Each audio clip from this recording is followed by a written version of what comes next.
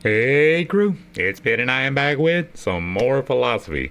Today we're diving back into the works of Mr. Friedrich Nietzsche. This is Thus Spake Zarathustra. We have made it to the fourth and last part of the dialogue, and we're going to read aloud and discuss as we go along the various topics that are brought to light as we go along.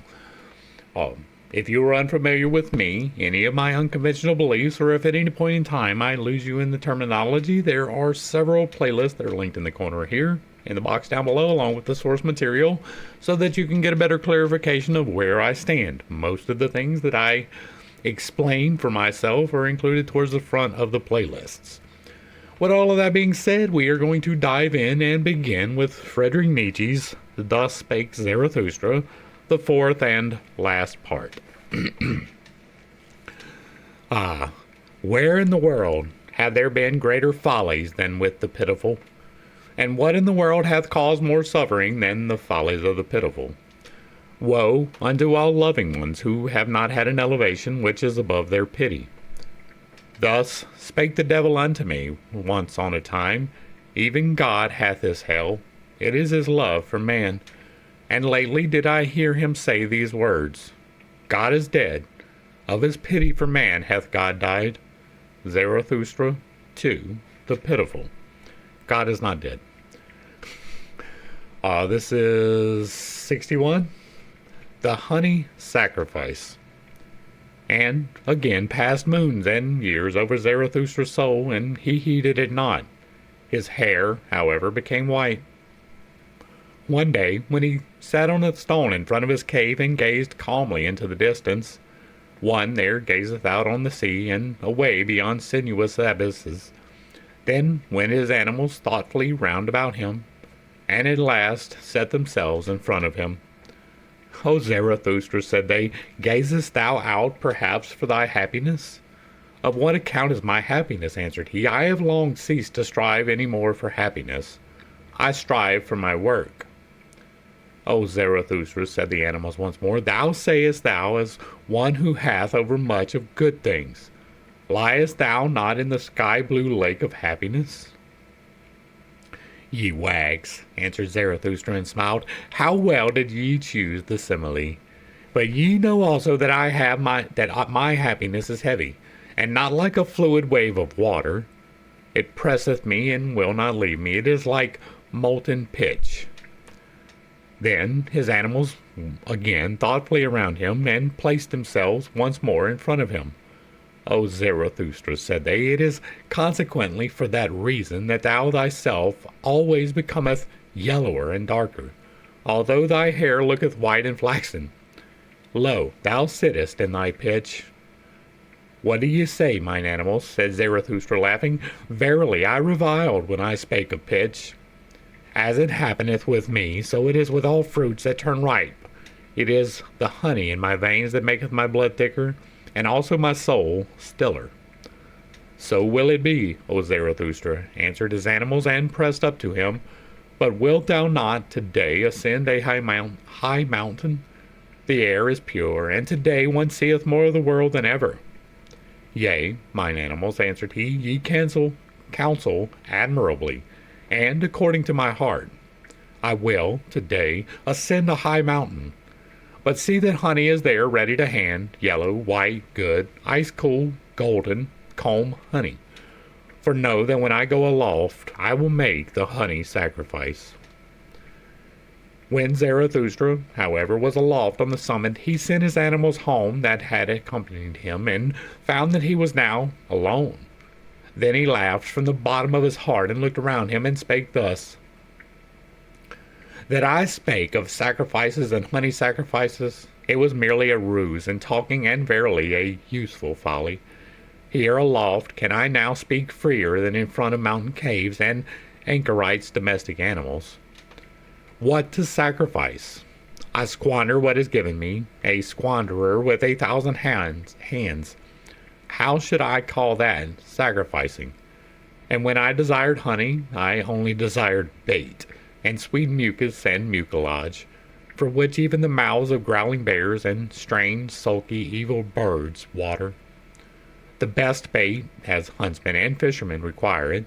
For if the world be as a gloomy forest of animals, and a pleasure ground for all wild huntsmen, it seemeth to me rather, and preferably, a fathomless rich sea. A sea full of many-hued fishes and crabs, for which even the gods might long, and might be tempted to become fishers in it, and casters of nets. So rich is the world in wonderful things, great and small. Especially the human world, the human sea. Towards it do I now throw out my golden angle rod, and say, Open up, thou human abyss. Open up, and throw me unto me thy fish and shining crabs. With my best bait shall I allure to myself today the strangest human fish. My happiness itself do I throw out into all places far and wide, twixt Orient, noontide, and Occident, to see if many human fish will not learn to hug and tug at my happiness. Until, biting at my sharp-hidden hooks, they have come up to my height, the motliest abyss groundlings to the wickedest of all fishers of men. For this am I the heart, and from the beginning drawing, hither drawing, upward drawing, upbringing, a drawer, a trainer, a training master, who, not in vain, counseled himself once upon a time, Become what thou art.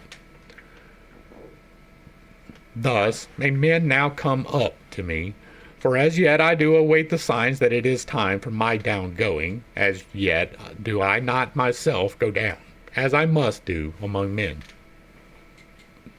Therefore do I here wait, crafty and scornful upon high mountains, no impatient one, no patient one, rather one who hath even unlearnt patience, because he no longer suffereth. For my fate giveth me time. It hath forgotten me, perhaps?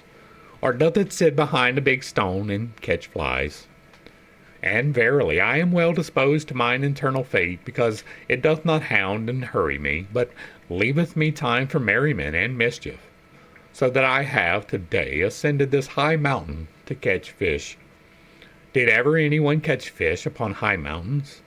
And though it be folly what I here seek and do, it is better so than that down below I should become solemn with waiting, and green and yellow. A posturing wrath snorter with waiting, a holy howl storm from the mountains, and an impatient one that shouteth down into the valleys, Hearken, else I will scourge you with the scourge of God. Not that I would have a grudge against such wrathful ones on that account. They are well enough for laughter to me. Impatient must they now be, those big alarm drums, which find a voice now or never. Myself, however, and my fate, we do not talk to the present, neither do we talk to the never, for talking we have patience and time, and more than time. For one day must it yet come, and may not pass by. What must one day come, and may not pass by? Our great Hazar, that is to say, our great, remote human kingdom, the Zarathustra kingdom of 1,000 years. How remote may such remoteness be? What doth it concern me? But on that account it is none the less sure unto me. With both feet stand I secure on this ground, on an eternal ground, on hard primary rock, on this highest, hardest primary mountain ridge, unto which all winds come, as unto the storm parting, asking where and whence and whither. Here laugh my hearty, healthy wickedness. From high mountains cast down thy glittering scorn laughter. Allure for me with thy glittering the finest human fish. And whatever belongeth unto me in all seas, my in and for me in all things, fish, that out for me bring that up to me. For that do I wait the wickedest of all fish catchers. Out, my fishing hook, in and down, thou bait of my happiness, drip thy sweetest dew, thy honey of my heart. Bite my fishing hook into the belly of all black affliction. Look out, mine eye. Oh, how many seas round about me, what dawning human futures, and above me, what rosy red stillness, what unclouded silence. Now we know from the introduction that at this point in time he has pretty much given up on people. He has written this one, and it is not supposed to be able for me to read. It was sent out merely for his close, intimate friends, for people who understood him. I believe that's the fishes he's talking about. Y'all are supposed to come up to me now that you know the thing. Come up here with me. I'm on top of this peak, and I'm sitting up here so much higher than all of y'all. I don't want to come down there. It's not my downgoing time. I don't want to deal with y'all. Y'all come up here and deal with me. Well, if that's not hubris, I don't know what is, and it's probably, once again, the reason for his melancholy. It is a hard thing being enlightened. I can speak on that with some small little piece of enlightenment because I have a little bit more than other people. It is difficult to know the correct way and for everyone else to just ignore it. I can tell you things that I know and people will argue with me things that they think. It's wild. It is really wild. It is so astoundingly simple. What I talk about is achievable for everyone. It is prayer, fasting, and meditation and inward searching, and there are processes which need to happen, but they come naturally. You will find them if you are seeking. And yet nobody wants to listen. Everybody would much prefer by the lie of the control systems which they were born into, and I can understand that. What I did is difficult. It sucks breaking out of the control system. It sucks to have everyone around you not understand what you are doing, so I absolutely commiserate with what he is doing. I am, in large part, isolated on my mountain right here. But I am screaming to the entire world in a way that they can actually hear me if they take the time to actually hear me. And so I am hopefully doing a little bit more than that.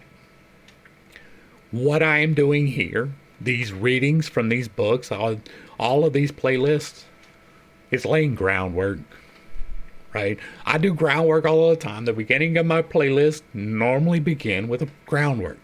It normally begins with the history and the mechanics behind it, the understanding of where they were coming from. I lay the groundwork.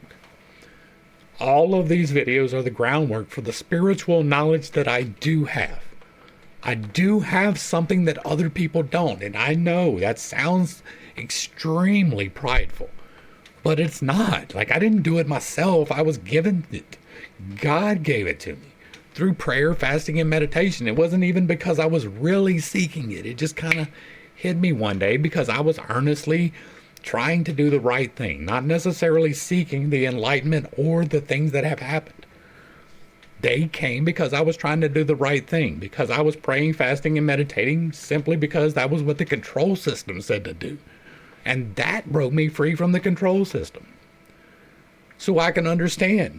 You're sitting on top of the mountain and you're wanting people to see you on top of the mountain and be like, hey, this guy knows a little bit of something. But for the most part, that's not going to happen. It's something that I have accepted, right? Chances are most people who clicked on this video are already gone. They are not this far in, and we have only just begun. The people who are actively seeking will stick to the end. The people who are meant to find the path, they will find me. I am here for every single one of those people. But all of the people who click away, they're not meant to be where I am. They are not meant to find the things that I do. And if they do, they're going to hurt themselves. It is entirely possible to hurt yourself doing the things that I do. I talk about the 8 laws of creation because that is the governing principles of the entirety of the universe. If you follow the 8 laws of creation, you don't have to do any of the stack work.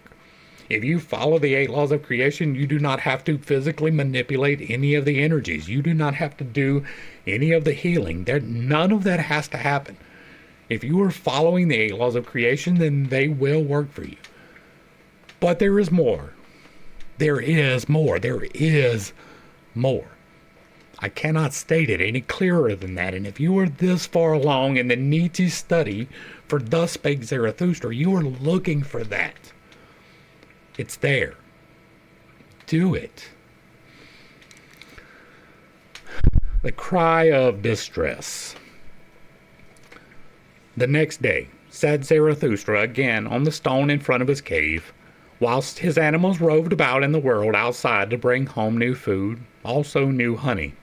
For Zarathustra had spent and wasted the old honey on to the very last particle. When he thus sat, however, with a stick in his hand, tracing the shadow of his figure upon the earth, and reflecting, verily, not upon himself in his shadow, all at once he startled and shrank back, for he saw another shadow beside his own. And when he hastily looked around and stood up, behold, there stood the soothsayer beside him, the same who he had once given to eat and drink at his table, the proclaimer of the great weariness, who taught, all is alike, nothing is worth while, the world is without meaning, knowledge strangleth. But his face had changed since then, and when Zarathustra looked into his eyes, his heart was startled once more. For so much evil announcement and ashy gray lightnings passed over that countenance. The soothsayer, who had perceived what went on in Zarathustra's soul, wiped his face with his hand, as if he would wipe out the impression. The same did also Zarathustra, and when both of them had thus silently composed and strengthened themselves, they gave each other a hand, as a token that they wanted once more to recognize each other. Welcome hither, said Zarathustra, thou soothsayer of the great weariness. Not in vain shall thou once have been my messmate and guest. Eat and drink also with me today, and forgive it that a cheerful old man sitteth with thee at the table. A cheerful old man, answered the soothsayer, shaking his head. But whoever thou art, or wouldst be, O Zarathustra, thou hast been here aloft the longest time in a little while thy bark no longer rests on dry land. Do I then rest on dry land? Asked Zarathustra, laughing. The waves around thy mountain, answered the soothsayer, rise and rise, the waves of great distress and affliction. They will soon raise thy bark also and carry thee away. Thereupon was Zarathustra silent and wondered. Dost thou still hear nothing? Continued the soothsayer. Does it not rush and roar out of the depth? Zarathustra was silent once more and listened. Then heard he a long, long cry, which the abysses threw to one another and passed on, for none of them wished to retain it, so evil did it sound. Thou ill announcer, said Zarathustra at last, that is a cry of distress, and the cry of a man. It may come, perhaps, out of a black sea, but what doth human distress matter to me? My last sin, which hath been reserved for me, knowest thou what it is called? Pity, answered the soothsayer from an overflowing heart, and raised both his hands aloft. O Zarathustra, I have come that I may seduce thee to thy last sin. And hardly had those words been uttered, when there sounded the cry once more, and longer, and more alarming than before, also much nearer. Hearest thou, O Zarathustra, called out the soothsayer. The cry cornereth thee, it calleth thee. Come, come, come. It is time, it is the highest time. Zarathustra was silent thereon, confused and staggered, and at last he asked, like one who hesitateth him in himself, and who is it that there calleth me? But thou knowest it certainly, answered the soothsayer warmly. Why dost thou conceal thyself? It is the higher man that crieth for thee. The higher man, cried Zarathustra, horror-stricken. What wanteth he? What wanteth he, the higher man? What wanteth he here, and his skin covered with perspiration? The soothsayer, however, did not heed Zarathustra's alarm, but listened and listened in the downward direction, and when it had been still there for a long while, he looked behind and saw Zarathustra standing, trembling. O Zarathustra, he began with sorrowful voice, thou dost not stand there like one whose happiness maketh him giddy. Thou wilt have to dance, lest thou tumble down. And although thou shouldst dance before me, and leap all thy side leaps, no one may say unto me, behold, here danceth the last joyous man. In vain would anyone who came to this height who sought him here. Caves would he find indeed, and back caves, hiding places for hidden ones, but not lucky mines, nor treasure chambers, nor new gold veins of happiness. Happiness! How indeed could one find happiness among such buried alive and solitary ones? Must I yet seek the happiness on the happy isles, and far away from among forgotten seas? But all is alike, nothing is worthwhile, no seeking is of service. There are no longer any happy isles. Thus sighed the soothsayer with his last sigh. However, Zarathustra again became serene and assured, like one who hath come out of a deep chasm in the night, in the light. Nay, nay, 3 times nay, exclaimed he with a strong voice, and stroked his beard. That do I know better, there are still happy isles. Silence thereon, thou sighing sorrow sack. Cease to splash thereon, thou rain cloud of the forenoon. Do I not already stand here like wet, with thy misery, and drenched like a dog? Now do I shake myself and run away from thee, that I may again become dry. Thereat mayest thou not wonder, do I seem to thee discourteous? Here, however, is my court. But as regards the higher man, well, I shall seek him at once in those forests. From thence came his cry, perhaps he is there hard beset by an evil beast. He is in my domain, therein shall he receive no scathe. And verily there are many evil beasts about me. With those words Zarathustra turned around to depart. And then said the soothsayer, O Zarathustra, thou art a rogue. I know it well, thou wouldst fain be rid of me. Rather wouldst thou run into the forest and lay snares for the beasts, for evil beasts. But what good will it do thee? In the evening wilt thou have me again? In thine own cave will I sit, patient and heavy like a block, and wait for thee. So be it, shouted back Zarathustra as he went away, and what is mine in my cave belongeth also unto thee, my guest. Shouldst thou, however, find honey therein, well, just lick it up, thou growling bear, and sweeten thy soul, for in the evening we want both to be in good spirits. In good spirits and joyful, because this day hath come to an end, and thou thyself shalt dance to my lays as my dancing bear. Thou dost not believe this? Thou shakest thy head? Well, cheer up, old bear, but I also am a soothsayer. Thus spake Zarathustra. And of course he is. He was both parts of that argument, right? He's not a happy man. He has not been a happy man any part of this all the way through. Now, he may find some little bit of joy in solitude. It appears that he does. But he would much rather be surrounded by people who actually listen to him. That would make him happy. So he invents people. He makes them up and talks to them, and that's how he gets his kicks. He can be momentarily joyful, but he is definitely not a joyful person. He is prone to melancholy. He is prone to what appears to be manic depressive disorder, right? It goes from the high to the low really quick and with a clarity. So this entire argument, in my estimation, is him arguing with himself about the thoughts in your head.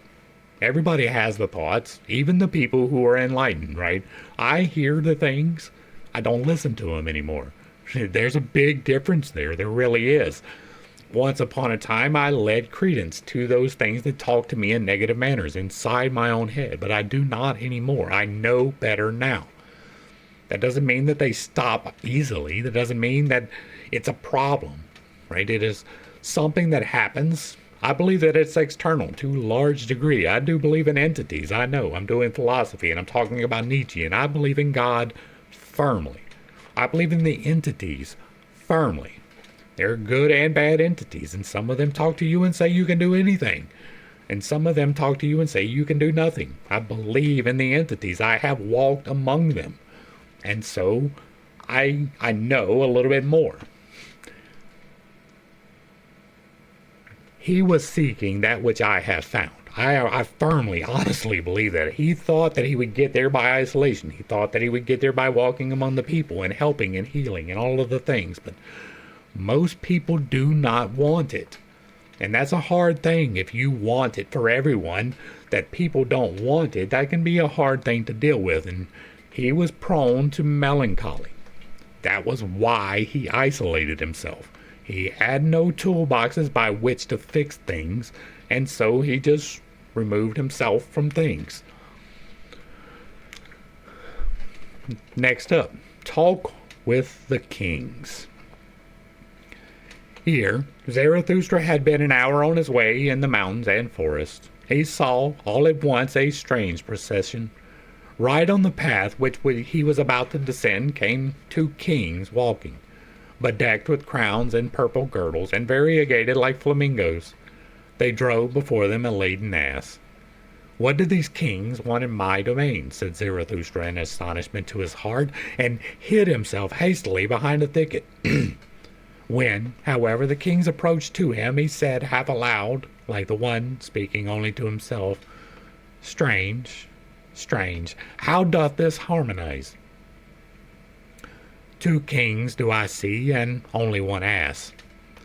Thereupon the two kings made a halt. They smiled and looked towards the spot whence the voice proceeded, and afterwards looked into each other's faces.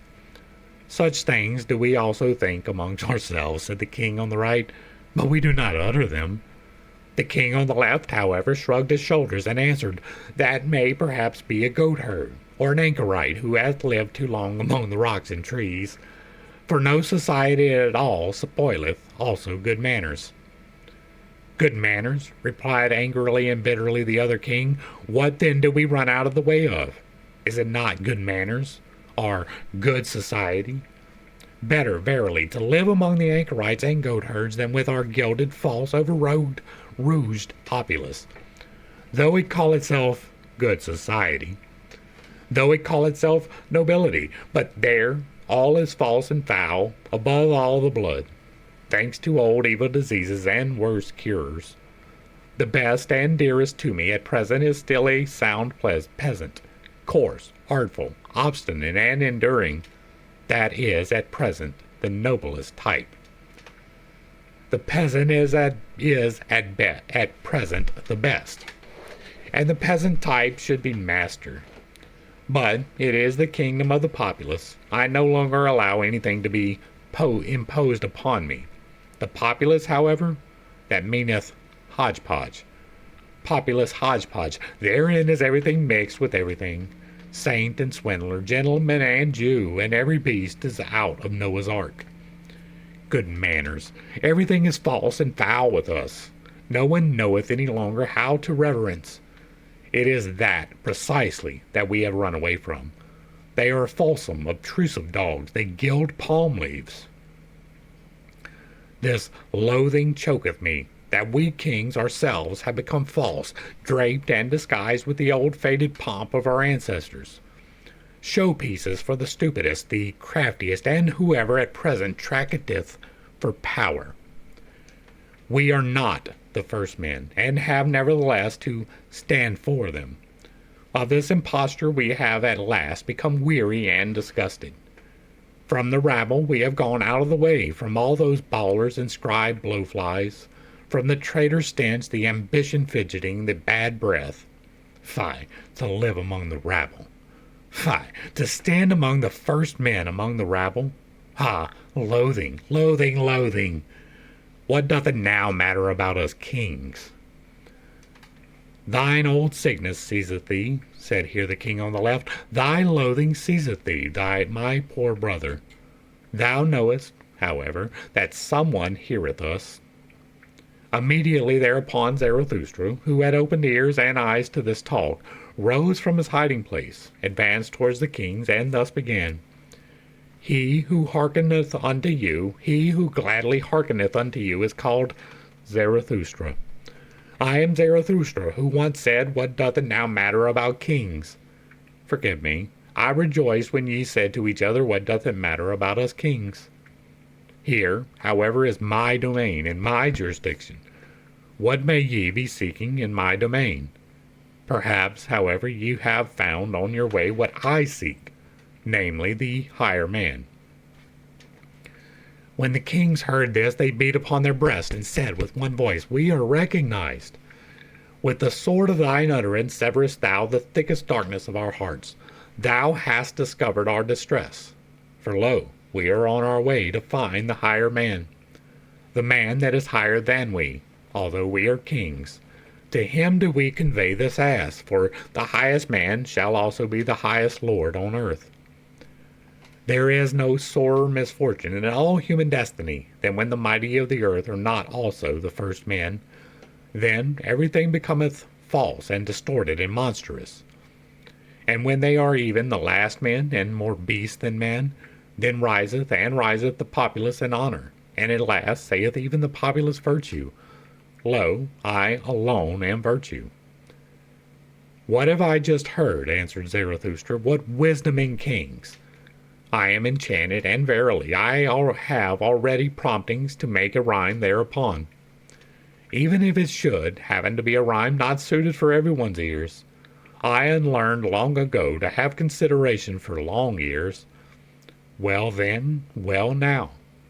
Here, however, it happened that the ass also found utterance. It said distinctly and with malevolence, Yea.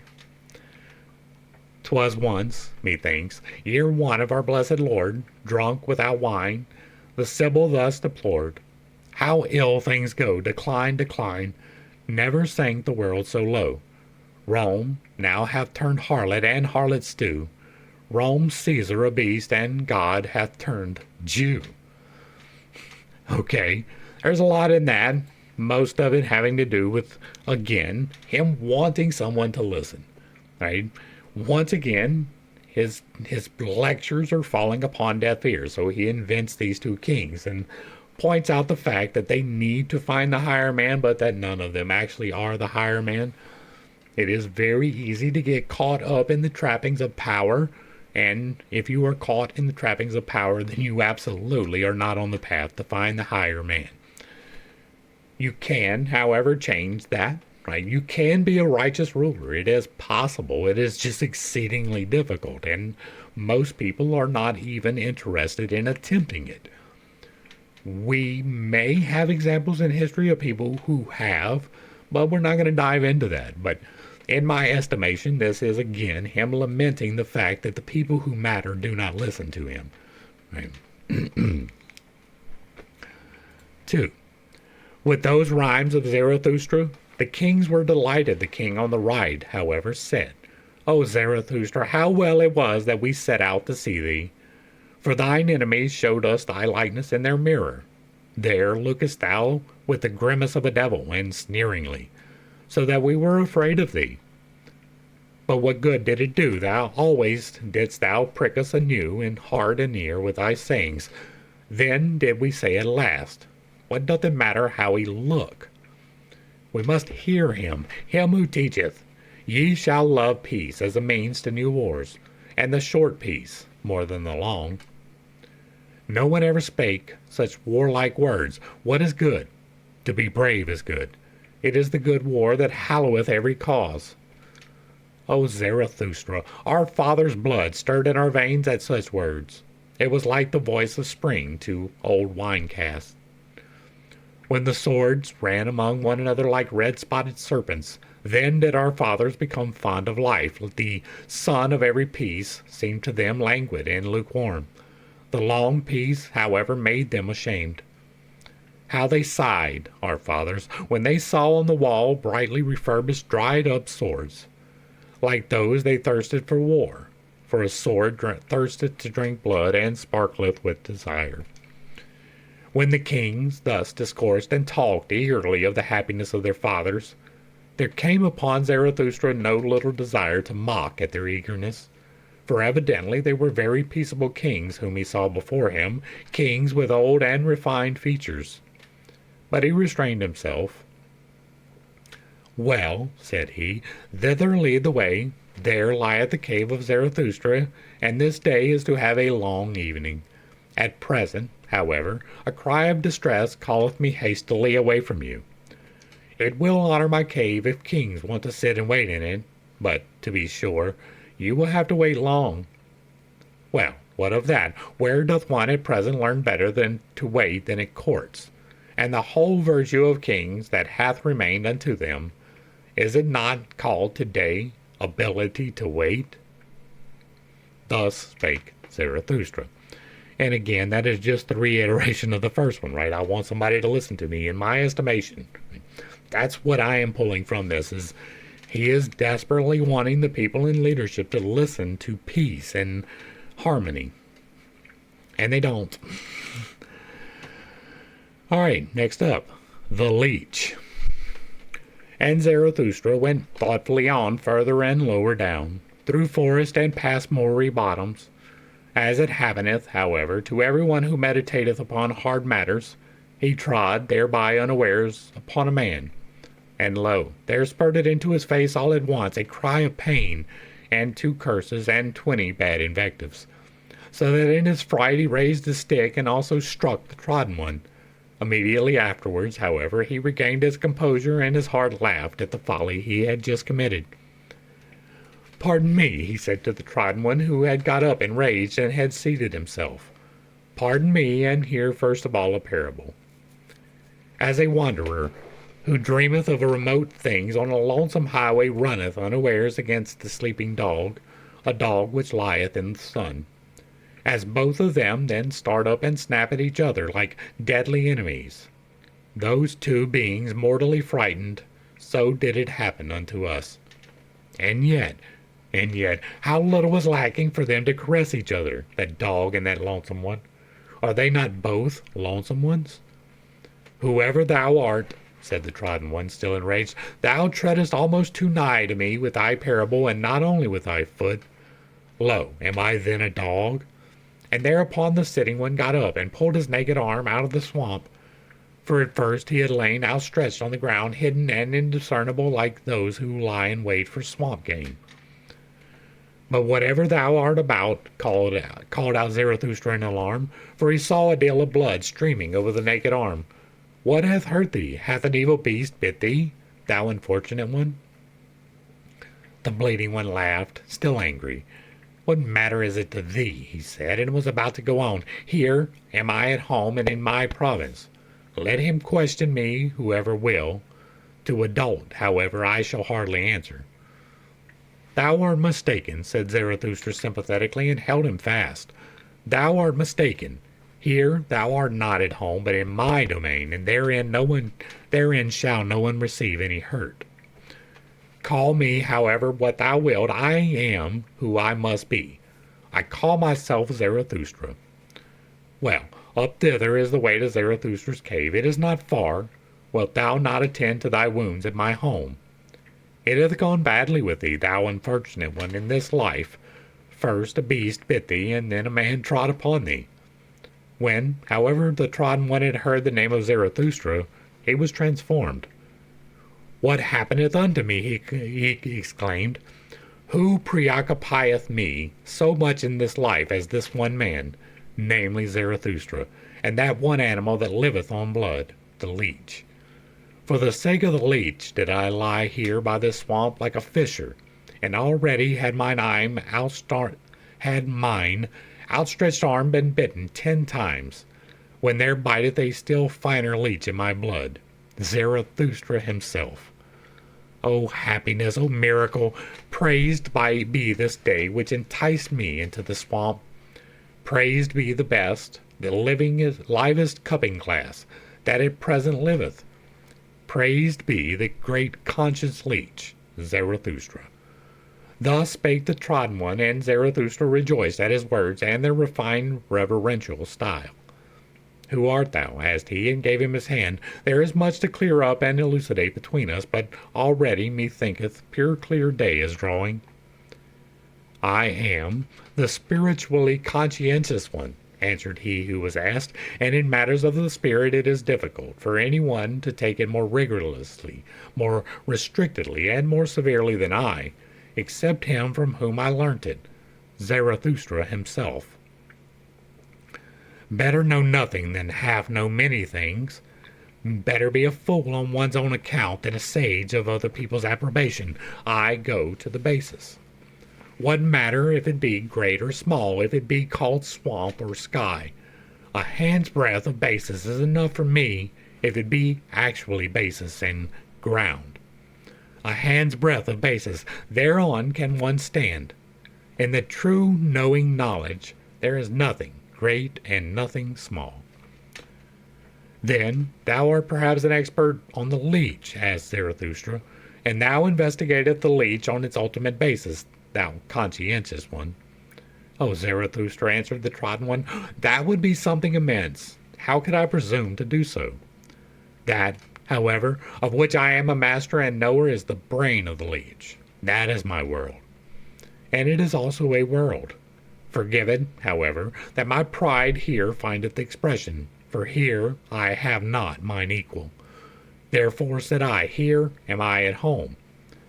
How long have I investigated this one thing, the brain of the leech, so that here the slippery truth might no longer slip from me. Here is my domain.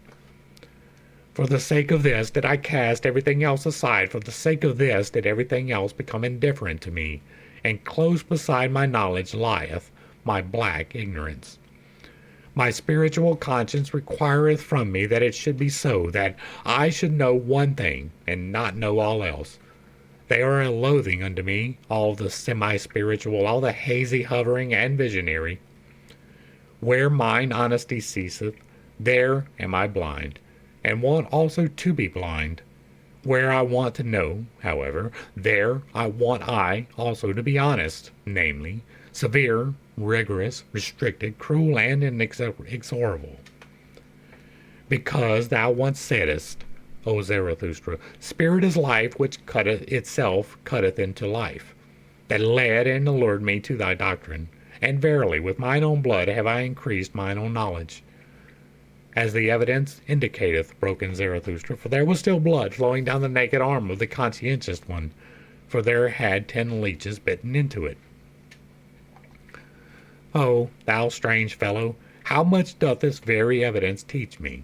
Namely, thou thyself, and not all, perhaps, might I pour into thy rigorous ear. Well then, we part here, but I would fain find thee again. Up thither is the way to my cave. Tonight shalt thou there be my welcome guest. Fain would I also make amends to thy body, for Zarathustra treading upon thee with his feet. I think about that.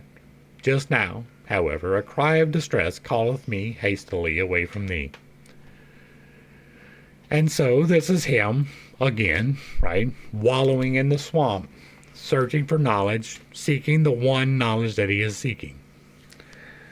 This is an allegory, of course, but it's a somewhat confusing one because Nietzsche was somewhat confused. I'm not even really sure how to, this is just a different iteration of what we just talked about, and I don't like repeating myself, so I'm not really going to add a whole lot to it. It is worth noting that he is going down, finding more people who are seeking to go up. It is, in my estimation, his wishes and not an actual thing. And the whole bloodletting thing and the being the leech of the conscience is a little bit of pride on the part of Nietzsche. So that's my takeaway. Take it or leave it. Some of these have purpose, and some of them don't really, right? That seems to, but it's not really, right? He's not really showing a path. He's not really dispensing any knowledge. He's not really doing anything except lamenting over the fact that he can't find people. So, yeah. The magician. When, however, Zarathustra had gone round a rock, then saw he on the same path, not far below him, a man who threw his limbs about like a maniac, and at last tumbled to the ground on his belly. Halt, said then Zarathustra to his heart, he there must surely be the higher man. From him came that dreadful cry of distress. I will see if I can help him. When, however, he ran to the spot where the man lay on the ground, he found a trembling old man with fixed eyes. In spite of all Zarathustra's efforts to lift him and set him again on his feet, it was all in vain. The unfortunate one, also, did not seem to notice that someone was beside him. On the contrary, he continually looked around with moving gestures, like one forsaken and isolated from all the world. At last, however, after much trembling and convulsions and curling himself up, he began to lament thus. Who warmeth me, who loveth me still? Give ardent fingers, give hardening charcoal warmers. Prone, outstretched, trembling, like him, half dead and cold, whose feet one warmeth. And shaken, by unfamiliar fevers. shivering with sharpened icy cold frost arrows. Be thee pursued my fancy, ineffable, recondite, sore frightening. Thou huntsman behind the cloud banks, now lightning struck by thee. Thou mocking eye that me in darkness watcheth, thus do I lie. Bend myself, twist myself, convulsed with all eternal torture, and smitten by thee, cruelest huntsman, thou unfamiliar God. Smite deeper, smite yet once more, pierce through and rend my heart. What meaneth this torture with dull and dented arrows? Why lookest thou hither, of human pain not weary? With mischief-loving, godly flash glances, not murder wilt thou, but torture? Torture? For why me torture, thou mischief-loving, unfamiliar God? Ha! Ha! Thou stealest nigh in midnight's gloomy hour. What wilt thou? Speak. Thou crowdest me, presseth. Ha! Now far too closely thou hearest me breathing, thou overhearest my heart, thou ever-jealous one. Of what, pray? Ever jealous? Off, off! For why the latter wouldst thou get in? To heart and clamber, to mine own secrets, conceptions, and clamber? Shameless one! Thou unknown one, thief! What seekest thou by stealing? What seekest thou by hearkening? What seekest thou by torturing? Thou torturer, thou hangman God! Or shall I, as the mastiffs do, roll me before thee, and cringing, enraptured, frantical, my tail friendly waggle? In vain. Goad further, cruelest goader, no dog thy game, and just am I. Cruelest huntsman, thy proudest of captives, thou robber hidden behind the cloud banks. Speak finally, thou lightning-veiled one, thou unknown one, speak. What wilt thou, highway ambusher, from me? What wilt thou, unfamiliar God? What? Ransom gold? How much of ransom gold? Solicit much that biddeth my pride? Be concise that burdeth mine other pride? Ha! Ha! Me? Wantest thou? Me? Entire? Ha! Ha! And torturest me, fool that thou art, dead torturest quite my pride. Give love to me, who warmeth me still, who loveth me still? Give ardent fingers, give hardening charcoal warmers. Give me the lonesomest, the ice, sevenfold frozen ice, for very enemies, for foes doth make one thirst. Give, yield to me, cruelest foe, thyself. Away, there surely he fled, there fled he surely, my final only comrade, my greatest foe, mine unfamiliar, mine hangman God. Nay, come thou back with all thy great tortures, to me the last of the lonesome ones. Oh, come thou back. All my hot tears and streamlets trickle their course to thee, and all my final hearty fervor upglow to thee. Oh, come thou back, mine unfamiliar God, my pain, my final bliss. And this seems to be a dig at organized religion, largely, right? The torturous hanged God, the seeking of the eternal punishments, the very fabric upon which Nietzsche was resisting, right? He was very much antithetical to the Christian fellowship, and I don't largely discredit that. If you don't know what I mean, go to the Unconventional Bible Study. There is a lot of really wrong things contained in that particular doctrine, contained in the foundation doctrines, and so I don't necessarily disagree with the leadership problems, with the fear systems that are involved with keeping people under the control of the control systems. There is several arguments to be made, most of which I have made, about why it is inconsistent with itself and it is unworthy to be followed. And yet people can follow it and find good things. You just have to really, really look for it. And so this is again a fight against divinity, but not necessarily divinity, but against rather the defined doctrines of divinity. That's what I'm pulling from this so far, at least.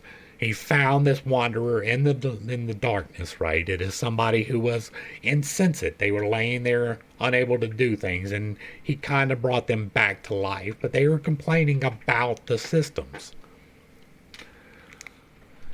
Nietzsche had a habit of complaining about those systems. We have talked about that extensively.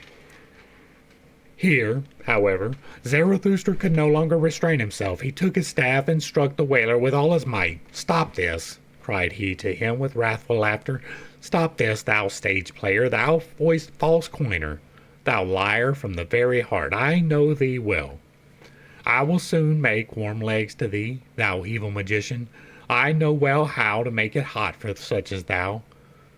"Leave off," said the old man, and sprang up from the ground. "Strike me no more, O Zarathustra. I did it only for amusement. That kind of thing belongeth to mine art. Thee, thyself, I wanted to put to the proof when I gave this performance, and verily, thou hast well detected me. But thou thyself hast given me no small proof of thyself. Thou art hard, thou wise Zarathustra. Hard strikest thou with thy truths. Thy cudgel forceth from me this truth." "Flatter not," answered Zarathustra, still excited and frowning. "Thou stage player from thy heart, thou art false. Why speakest thou of truth? Thou peacock of peacocks, thou sea of vanity. What didst thou represent before me, thou evil magician? Whom was I meant to believe in when thou wailest in such wise?" "The penitent in spirit," said the old man. "It was him I represented. Thou thyself once devisest this expression. The poet and magician, who at last turneth his spirit against himself, the transformed one who freezeth to death by his bad science and conscience. And just acknowledge it, it was long, O Zarathustra, before thou discoverest my trick and lie. Thou believest in my distress when thou heldest my head with both thy hands. I heard thee lament, "We have loved him too little. Because I so far deceived thee, my wickedness rejoiced in me." "Thou mayest have deceived subtler ones than I," said Zarathustra sternly.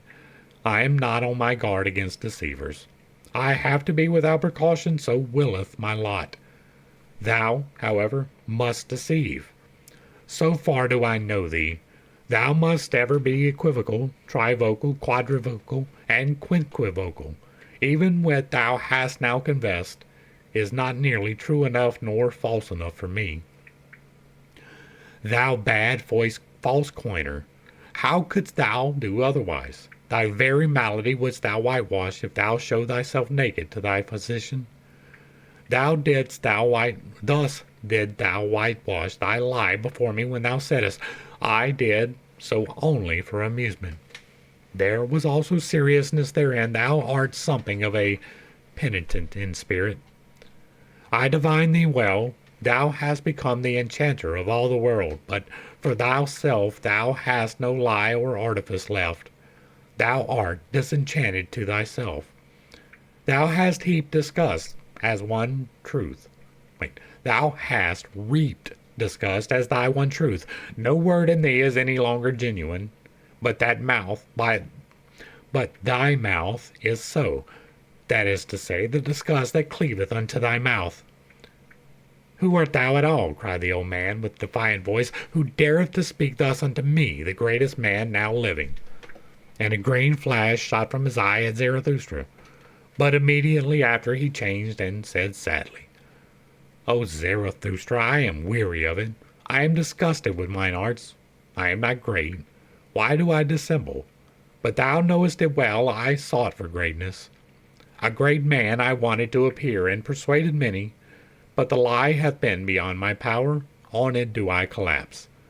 O Zarathustra, everything is a lie in me, but that I collapse, this, my collapsing, is genuine. It honoreth thee, said Zarathustra gloomily, looking down with sidelong glance. It honoreth thee that thou soughtest for greatness, but it betrayeth thee also. Thou art not great. Thou bad old magician, that is the best and the honestest thing I honor in thee, that thou hast become weary of thyself, and hast expressed it. I am not great. Therein do I honor thee as a penitent in spirit, and although only for the twinkling of an eye, in that moment, one moment, wast thou genuine. But tell me, what seekest thou here in my forest and rocks? And if thou hast put thyself in my way, what proof of me wouldst thou have? Wherein didst thou put me to the test? Thus spake Zarathustra, and his eyes sparkled. But the old magician kept silence for a while. Then said he, Did I put thee to the test? I seek only. O Zarathustra, I seek a genuine one, a right one, a simple one, an unequivocal one, a man of perfect honesty, a vessel of wisdom, a saint of knowledge, a great man.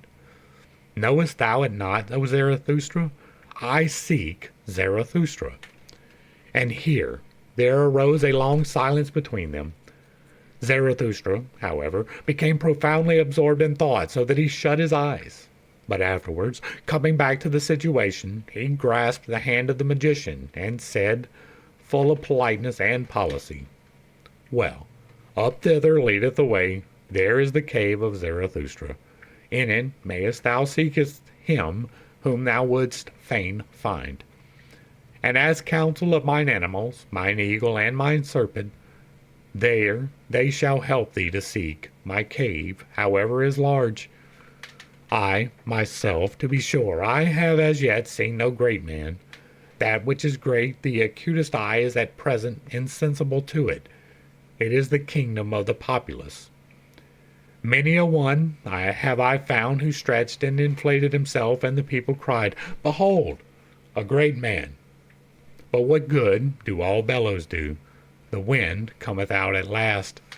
At last bursteth the frog which hath inflated itself too long, then cometh out the wind. To prick a swollen one in the belly, I call good pastime. Hear that, ye boys. Or today is of the populace, who still knoweth what is great and what is small. Who could there seek successfully for greatness? A fool only. It succeedeth with fools. Thou seekest for great men, thou strange fool. Who taught that to thee? Is today the time for it? O thou bad seeker, why dost thou tempt me? Thus spake Zarathustra, comforted in his heart, and went laughing on the way. And so we get another peek into the mind of Nietzsche, right? He fancies himself as Zarathustra, but this old man is him, right? It wasn't as apparent in the first part as definitely in the second part. He's talking to himself. He expects himself to be this man, and yet he is not, right? And so the man is seeking Zarathustra. The man is who he actually is. He is a man insensate, a man blind to the things around him, a man overinflated with his own importance in a large part, a man seeking the great men, but great men are few and far between. All men are flawed, myself absolutely included. I do not exclude myself from that. And so it is hard to find anyone great. It is easy to find people claiming to be. It is easy to find people wanting to be. But it is not easy to find anyone actually trying to be. There is no greatness to be found in exclusion from the world. If you are isolated, then you cannot perform the things that would make you great. Forming leaders out of people who do not know how, showing service to others, helping and healing. All of these things make great men, but if you're by yourself, you don't get to do it. You can think, you can ruminate, you can theorize and philosophize, but you really aren't doing anything unless you are in the actual service of doing. That is also a lesson that I am learning, right? I am here isolated in my cave. I am teaching and I am preaching and I am telling and I am showing in a way that he could not even conceive of, right? Books was the most that you could possibly hope to get, the dissemination of information. Here today we have this wonder called the internet, where I can record myself in my own little bedroom, my corner of the world, and I can talk to however many people care to listen. I, too, am seeking great people, but I hold no illusions that I am one. Right? I am good. I will grant myself that, but I am not great. I am striving for greatness, but not in a overly prideful way, right? I want to be a teacher. I want to help people. I want to help shape people into leaders. I can do that. That is part of how I am built, and that is what I am earnestly striving to do over here. But still, I fall short daily on a lot of different things. I get mad. I get sad. I get depressed, and I get anxious. They don't have the hold on me like they did on him, right? Everybody has their moments of discouragement. That is a true thing. Everybody has their moments of anxiety, worrying about what is going to come. That is a true thing.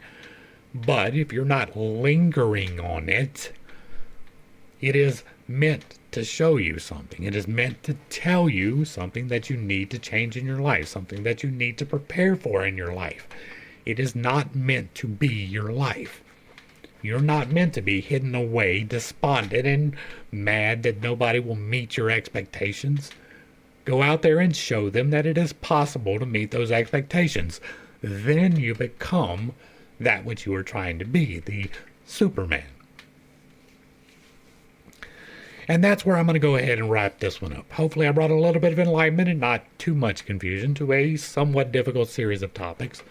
This was mostly him talking to himself, right? He is disappointed in himself. This was never meant to be publicly disseminated. It was meant to go to a few select people, and most of those ignored it, so that is something to bear in mind. He saw himself as someone dispensing enlightenment. He was trying to break the control systems in a very real way. He went about it in a different way than I am doing, but I am doing the same things. I am attempting to break apart several control systems. It is part of what I do over here, and it is going fairly well. If you like what I'm doing over here, let me know down below. Give me a like, share, and a sub. Throw me a comment. Let me know if you agree or disagree. If it remains respectful, it gets to remain up. And if you really like it, hit me with that super thanks, because I am not a communist. To the crew, thanks for hanging out. I appreciate every single minute that you were here with me, and I am praying for you every single day. Until next time, I love you. God loves you. You are perfect, whole, and complete just the way that you are. And this has been Pit Steak. Peace.